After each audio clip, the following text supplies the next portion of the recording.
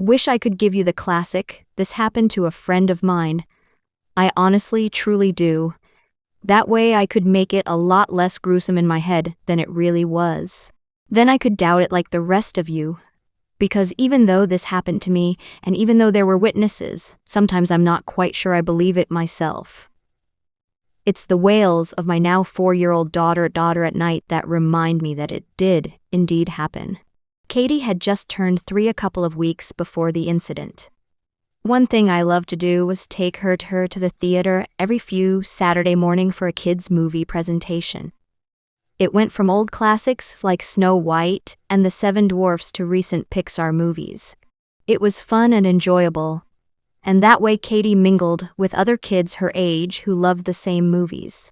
At the time, Katie was literally obsessed with anything related to Toy Story. We had all 3 movies on DVD, which she watched religiously. Thank God I love those movies too, because you can get sick of watching a thing a minimum of 5 times a day, let me tell you.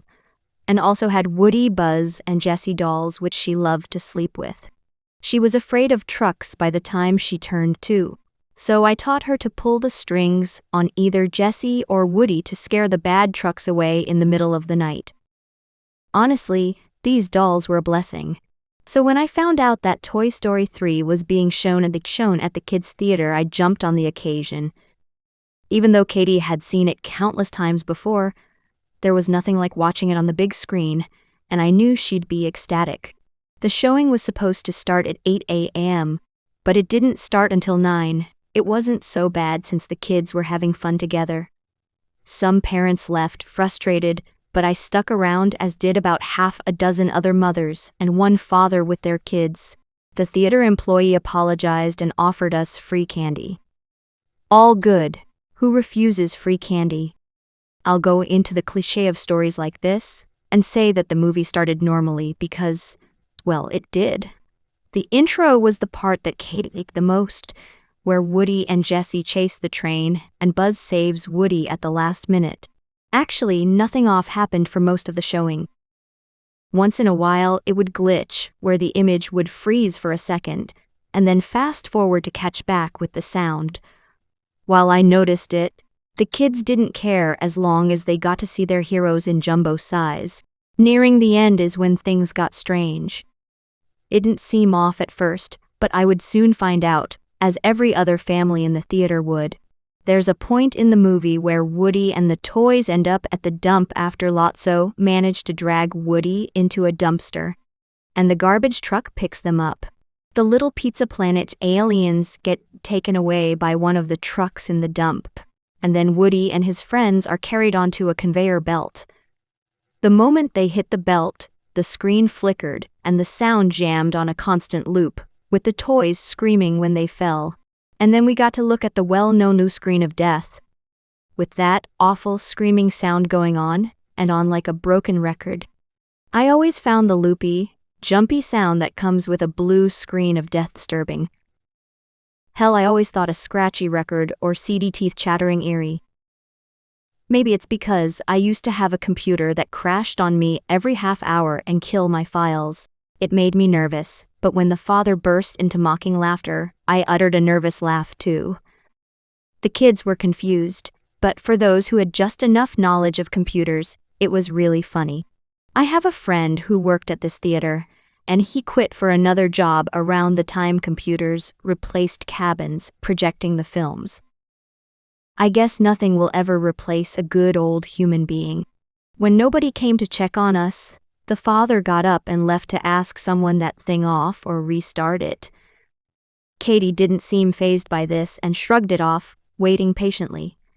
She was always pretty smart and mature, knowing she could watch it at home anyway.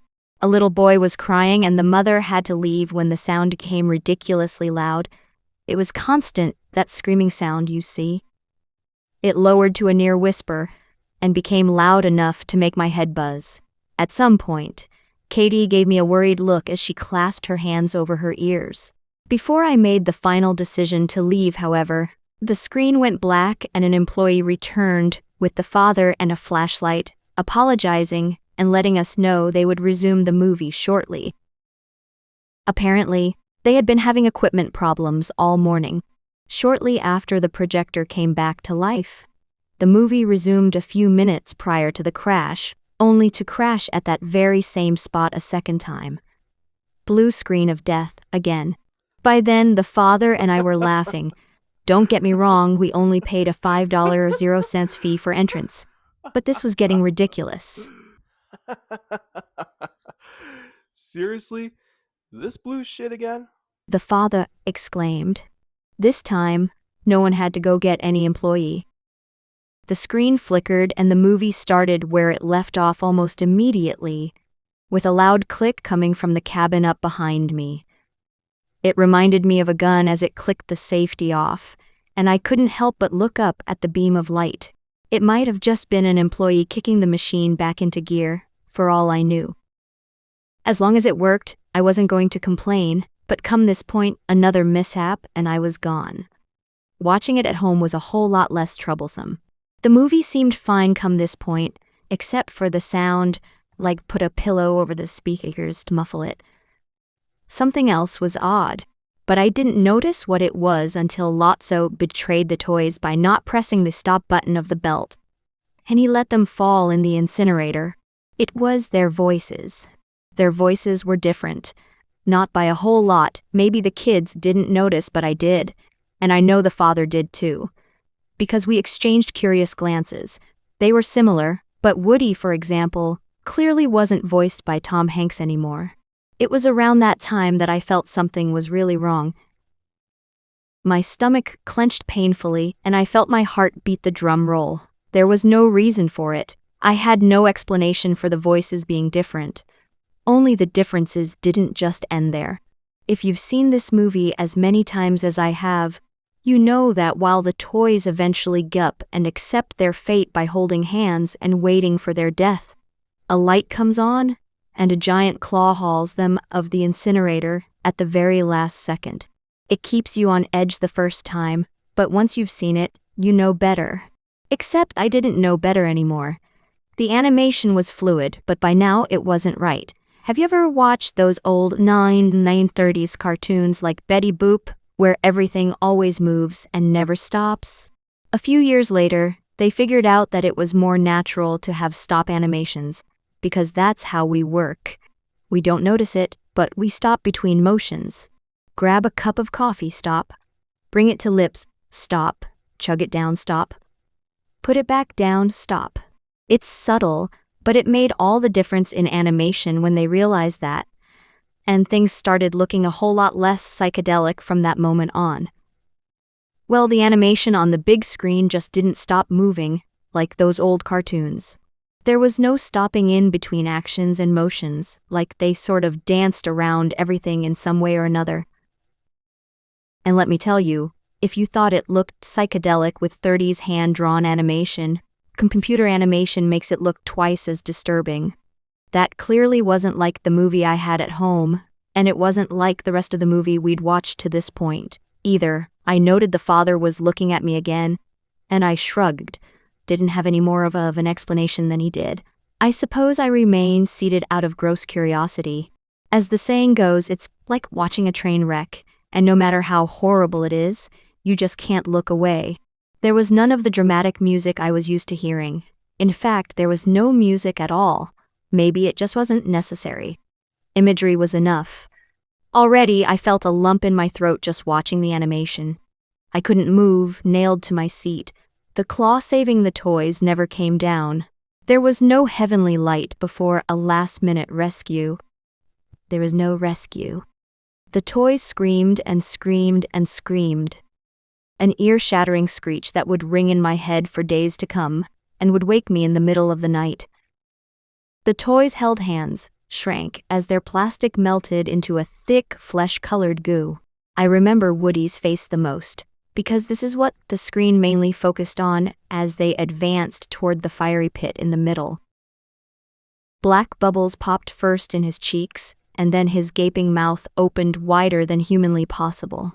His lips stretched to wretched lengths until his whole jaw melted off at the hinges, leaving long, thick, liquid streaks of burning plastic behind. I was reminded of the way cheese strings when warm and melted. which forced a completely insane bout of laughter out of me. Cheese and plastic? What the fuck I even looking at? The banshee-like screeching escalated and escalated, and with the speakers all around us, it came from everywhere at once. Oh my god! What the fuck is that shit? My stomach cramped as despair ripped through me, and I thought I would collapse right there. I couldn't move, glued to my seat. Woody's eyes rolled down his cheeks like they weren't painted on, but were real globes of a gelatinous substance, burst like egg yolks, leaving gaping holes in place. Their eyes, all of their eyes, were the only thing that acted as real eyes might, not like plastic or fabric. Later, I realized why eyes are the mirror of the soul. Eyes, even if they look painted, are always real. Always. And as they exploded into a liquid state, so their souls, burning in the fiery pits of hell. It's silly to think that way of a cartoon character, but that's the only explanation I found for the difference. I'm not sure it makes me feel any better to think that way. Actually, it just makes me feel worse. Woody's hat had melted over his head and shaped it unnaturally, and with it, the fabric of his clothes caught fire in one burst. It crackled like some demonic laughter, burst into sparks, convulsing back, except he didn't go far, because his hands were fused with Slinky and Buzz's hands. The screaming was like the sound of pure hell, like something from a demon. The voices, though wrong, had sounded human until now. I felt a sharp cramp in my hands because I had been holding on to the arms of my seat as though they were my lifeline, and in some way they were. The action kept me grounded because a part of me feared I'd end up in that pit and melt off as well if I didn't keep some of myself in this reality. Most of the footage focused on Woody, but you got a glimpse of the others too. Toys like Buzz and Rex, toys that were made exclusively of plastic, melted quickly in a disturbingly colorful goo. There was no blood, just plastic melting, molding itself off and bursting into flames. It was horrible and graphic. Maybe it was because you get to know these characters so well that you feel them alive, despite the fact that they are toys. Or cartoons. You don't need blood and organs spilled, you just need to see their suffering, so deep you feel it too. I even felt my skin start to prick and burn in response. I should have gotten out sooner, take Katie with me to spare her. It was a mistake on my part not to. I'll regret it for the rest of my life. The screeching turned to wails.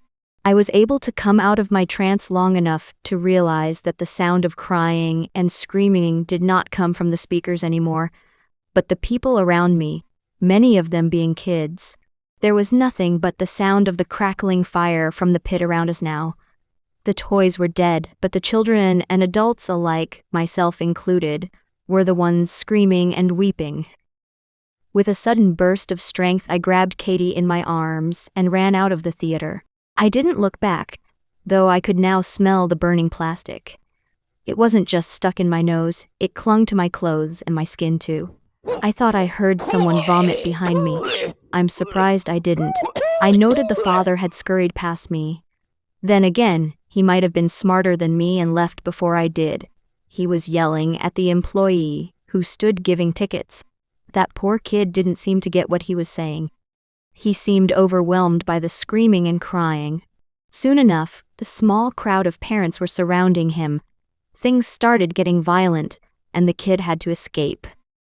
I just stood there with Katie screaming in my arms, half hearing her, still in shock.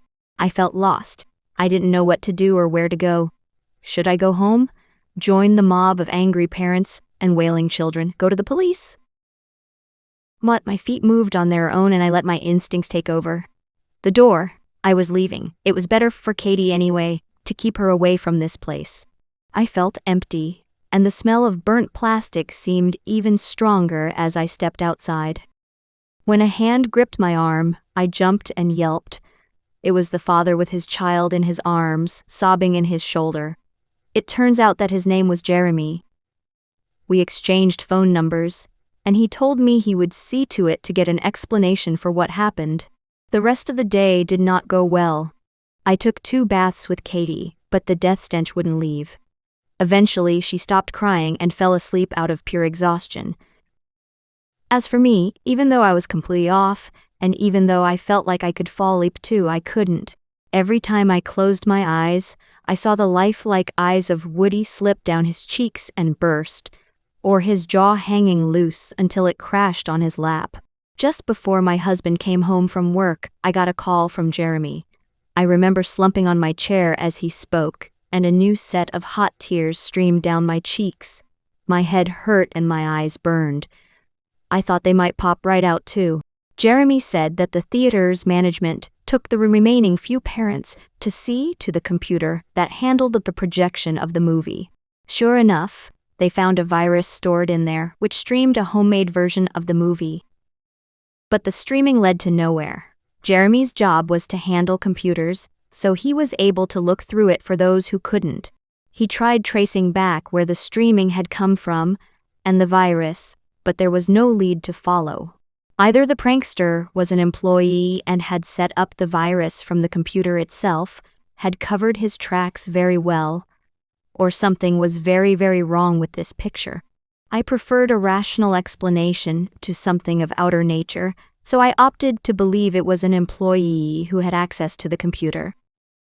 Either way, other than the corrupted files the virus had left behind, there was no evidence of the disturbing footage we'd watched. It was gone. That was a little more than a year ago. Anything related to Toy Story has left my house. My husband, he wants to believe us, but I can tell he's skeptical. He says someone had to animate the thing, and people had to act out the voices. That takes a lot of dedication, because while the animation was constantly moving, the quality of the image and characters was as good as that of the original movie. He says that it's one hell of an effort put into a one-time prank. He's right though. I never heard anything of the sort again. You'd think it would have come out if it had. I checked, and Jeremy did too. There's no records of anything like it happening anywhere else. Jeremy even tried to contact Disney and Pixar, but they never returned his calls or emails, as expected. The theater's closed now. I think someone sued them over what happened, but all the news mentioned was bankruptcy. To this day, I still get a whiff of burning plastic once in a while when Katie screams at night, suffering from those horrible nightmares.